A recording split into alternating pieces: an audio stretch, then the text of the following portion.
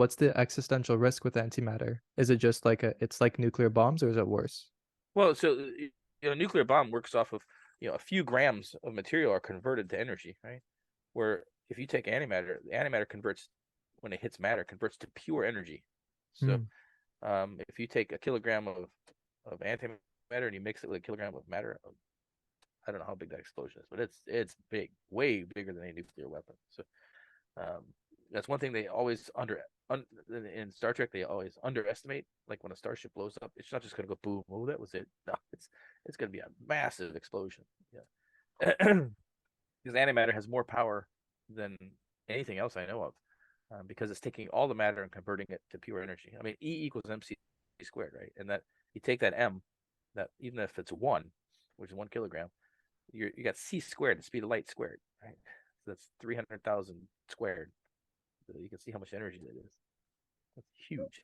I truly And hope we don't have a race for antimatter like we had the nuclear arms race in the 20th century. Is that a possibility, or does the physics prevent us from having like innovation on antimatter?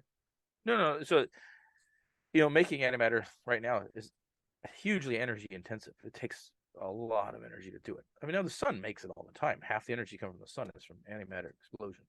Um, so when we have fusion power, we get fusion. We're going to create antimatter during fusion.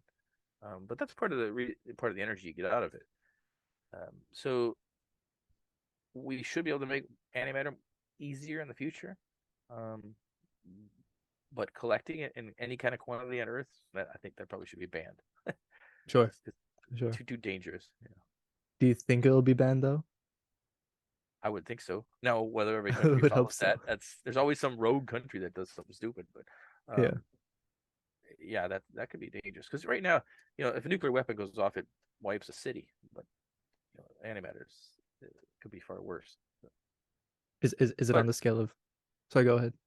but I think antimatter is also essential for space travel. If we want to go to nearer stars, it's the best way to store energy.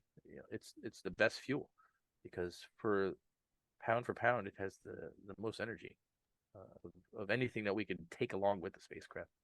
I mean, there's other technologies that we can use, like lasers and that kind of thing, to accelerate spacecraft from a distance. But onboard fuel, I think energy matters is the best thing we have right now, or the best thing we know of technological wise. We're not there quite there to produce it yet. We can't produce it in that kind of quantities.